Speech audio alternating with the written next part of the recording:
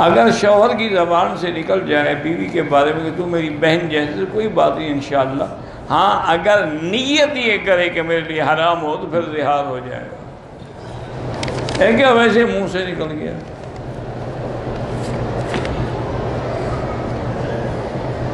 بھئی یہ 1000 دفعہ مسئلہ ہو چکا ہے کہ یہاں جو زوال سے پہلے 11:15 پہ اذان ہوتی ہے وہ اعلان ہے تاکہ لوگ تیاری کر کے اللہ کے گھر مسجد میں آ سکیں۔ دوسری اصل اذان وہ ہے جو امام کے بیٹھنے کے بعد ہوتی ہے۔ اگر اس اذان پہ آپ آنا شروع کریں گے تو کب پہنچیں گے؟ جمعہ کے بعد۔ اس لیے جب آبادی بڑھ گئی تو حضرت عثمان نے یہ حکم جاری کیا، اور حضرت عثمان کا حکم جو ہے وہ سنت ہے۔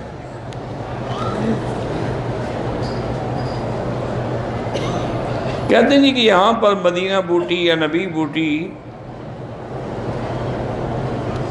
اللہ عالم بھی اولاد ہوتی ہے نہیں، مجھے نہیں پتا، بہرحال کوئی بوٹی ہے کوئی دوا ہے تو لے سکتے ہیں آپ، لیکن میں نہیں جانتا کہ کون سی اس میں کیا فائدے ہیں کیا نہیں ہیں۔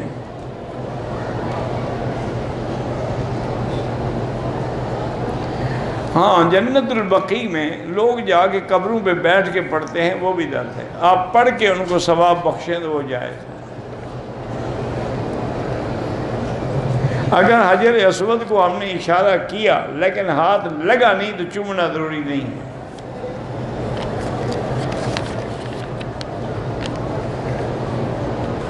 میقات سے احرام پہنا، پھر میرے بازو پر زخم تھا، میں نے زخم پہ لگایا، پھر ہم لوگ ہوٹل میں آ گئے، ہوٹل میں آنے کے بعد دوبارہ وضو کرنے کی ضرورت پڑی، میں نے پتہ نہیں کیا وہ پلسٹر جو زخم پر لگایا تھا اتار دیا، پھر وضو کیا، کوئی حرج نہیں یار، کیا ہوگی، کچھ بھی نہیں ہے۔ صفا مروہ پڑھتے ہوئے کون سی دعا پڑھیں؟ جو تمہیں یاد ہو، جو تمہیں آتی وہی پڑھتے رہو، درود شریف پڑھتے رہو، کلمہ پڑھتے رہو۔ جو لوگ زندہ ہیں ان کے لیے آپ خود اپنے لیے عمرہ کر کے ان کو ثواب کی درخواست کریں اللہ سے کہ یا اللہ اس کا ثواب فلاں کو عطا فرما دے، اللہ قادر ہیں وہ دے دیں گے۔